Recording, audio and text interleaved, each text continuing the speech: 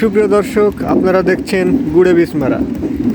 ইতিপূর্বে আমরা এই যে যন্ত্রটি আপনারা দেখতে পাচ্ছেন, এই যন্ত্র দিয়ে বীজ মারা অনেকেই দেখেছি, কিন্তু এই যে সাপটা যেটা দিয়ে ধান নাড়াচাড়া করা হয়, সাপটা দিয়ে কেউ কখনো বীজ মারা দেখেছেন কিনা জানাবেন।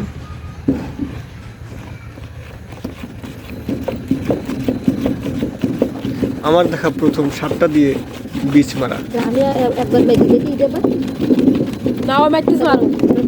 দেখা যাক বীজ হয় কিনা।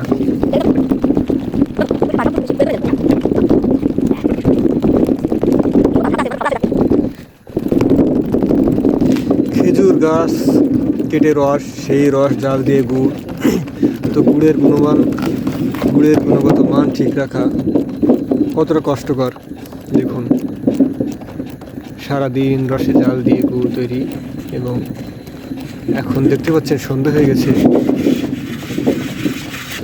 এখনো সেই গুড় প্রস্তুত হয়নি। এখন সাপটা দিয়ে গুড়ের বীজ মারা হচ্ছে।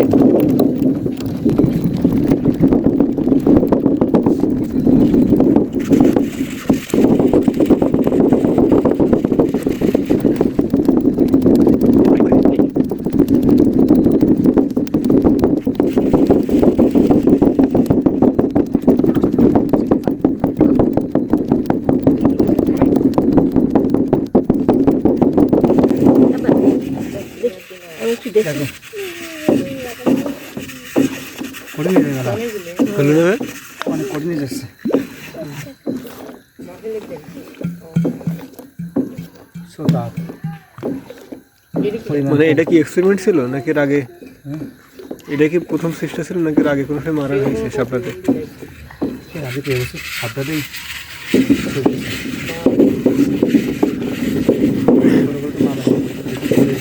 তো সুপ্রিয় দর্শক, আমরা দেখতে পাচ্ছি সাপটা দিয়ে বীজ মেরে কৃষক ক্লান্ত, যার কারণে এখন আমাদের সেই পুরাতন পদ্ধতিতে বীজ মারা হচ্ছে।